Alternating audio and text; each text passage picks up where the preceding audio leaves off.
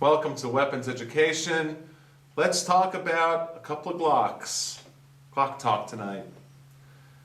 The 10mm in particular. If you've been following my channel, you know I really do favor the 10mm round. I'm really happy that Glock still produces two awesome firearms in the 10mm cartridge. We're going to talk about the Glock 20 and we're going to compare it to the Glock 29 briefly, a little bit, and I want your input. But let's talk about the 10mm round in particular first. I got a bunch of ammo here from Georgia Arms. Yes, it's pricey to get 10mm rounds. This is what I use for the range. And then as far as personal protection, I do use double tap, because what double tap does is they hand produce every one of these rounds, and then they pick out every 30 or 40 rounds. They grab one out of the blue and they'll check it for its primer and the powder and the measurements and make sure they're absolutely perfect. So this is really probably the best 10mm ammunition on the planet, double tap. But this is all about the Glock 20 and the Glock 29. First, I want to talk about how did the 10mm even become about? What's it all about?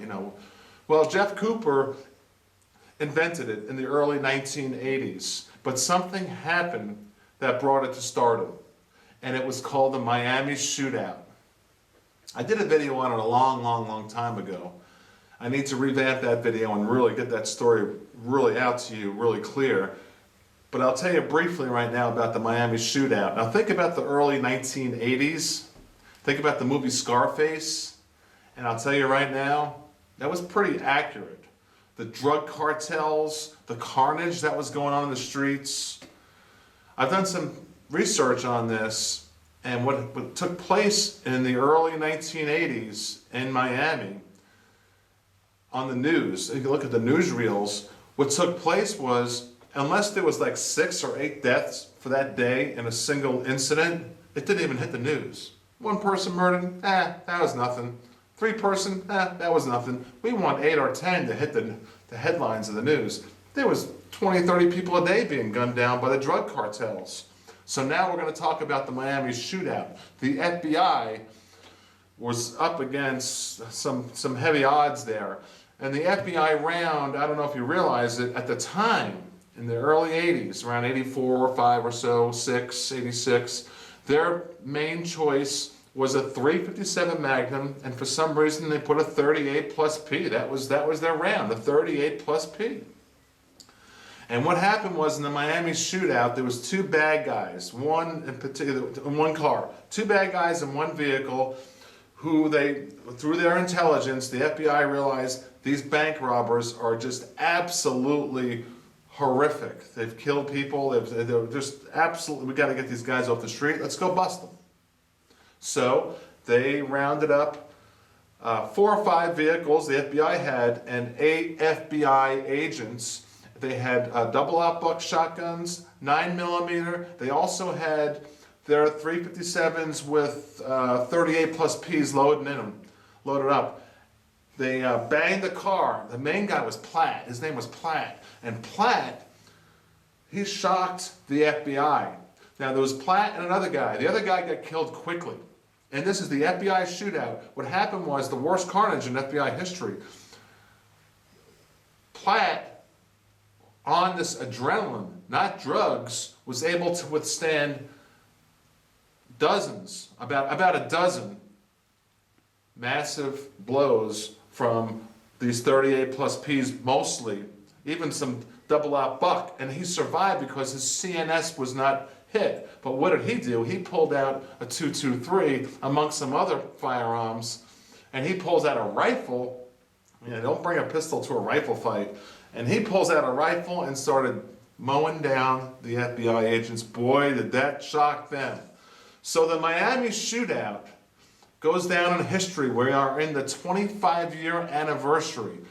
86, I'm doing this video in November 2011. The Miami Shootout goes down in history as the FBI going to Smith & Wesson saying, we can't do the 38 plus P no more, we need something better.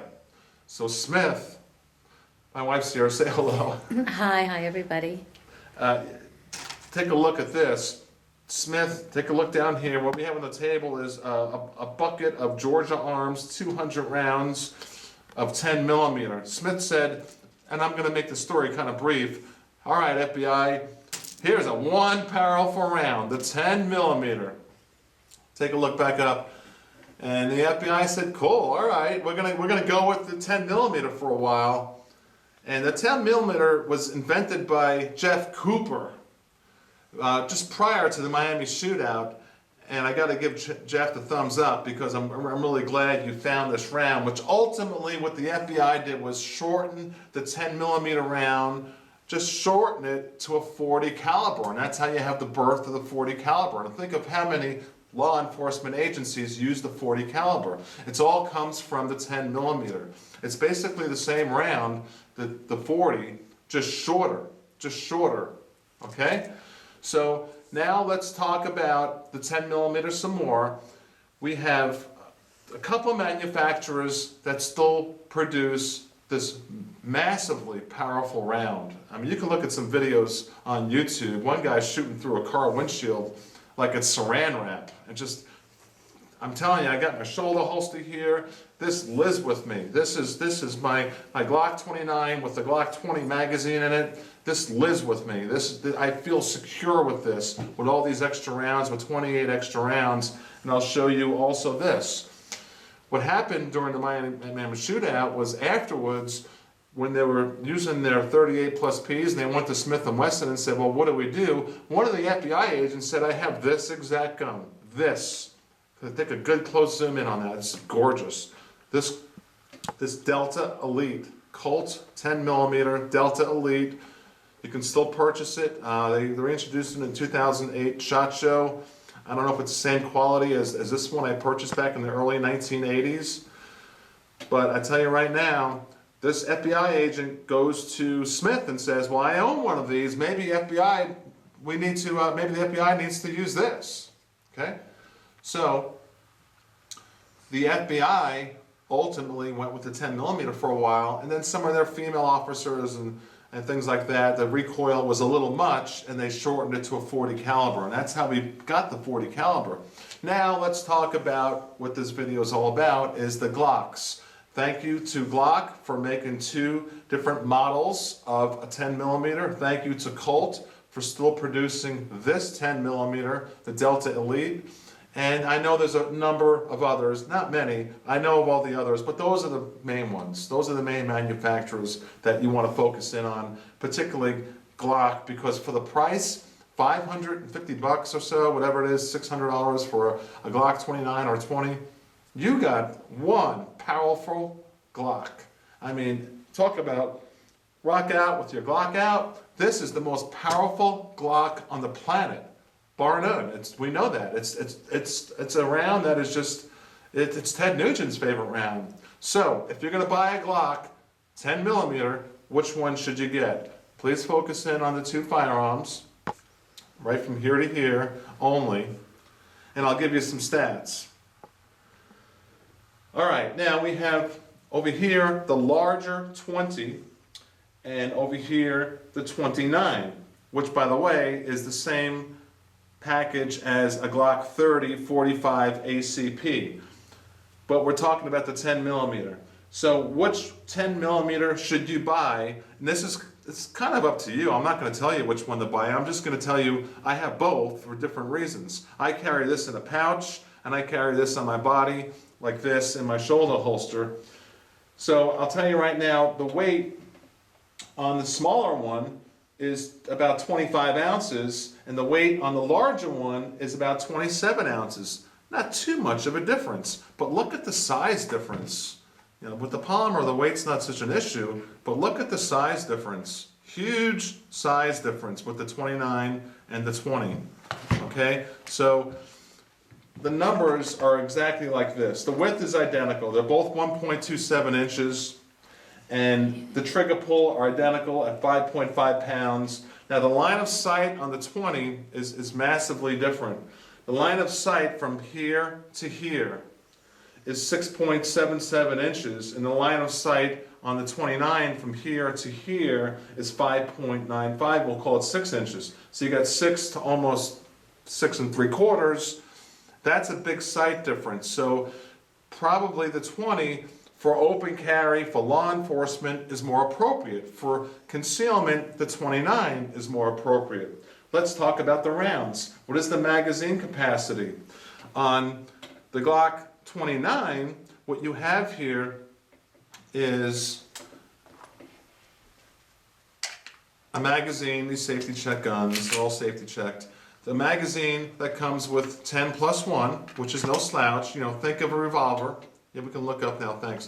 Think of a revolver. You got 10+1 here, and then with the 20, and you look at this magazine at 14+1. That's a lot of 10 millimeters. I mean, just think of the power of these things.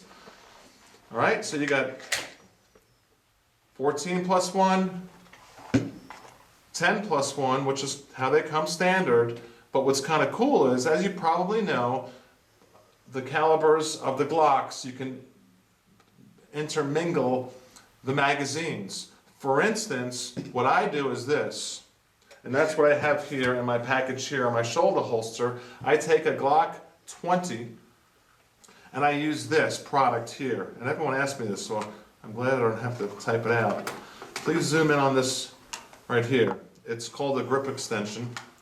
A and G, just Google it. They're inexpensive.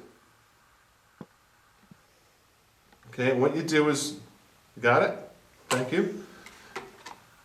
What you want to do is now take this grip extension and just drop it on there and put it on your Glock 29, the smaller package, and now you're carrying 14+1. Spin it around.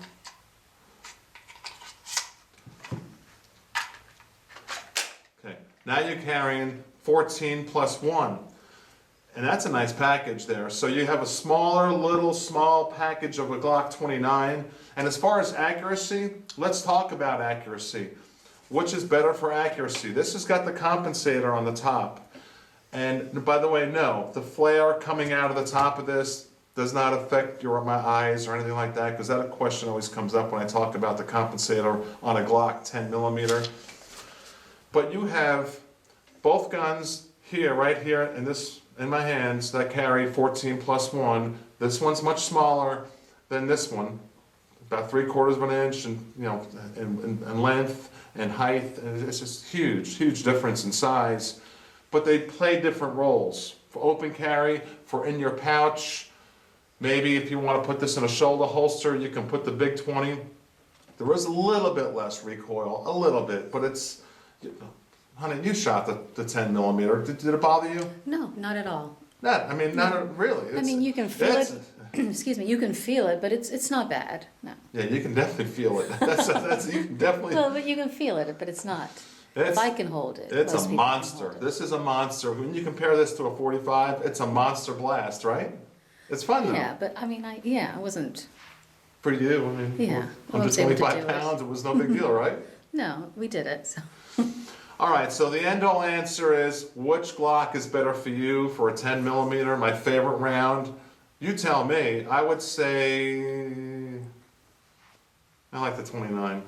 I like this. I got 4 of these. I like the 29 because I can put the 20 in it, and I like the smaller barrel. I like the smaller package. Nothing wrong with the 20. I own it also. That's why I bought it. And for the price, I'm telling you, this is a big bang for the buck. Remember the ammo you want to buy, Georgia Arms for the range, double tap for concealed carry, and you're good to go. Let me know what you think. Which Glock would you buy? Thank you so much. Check it out.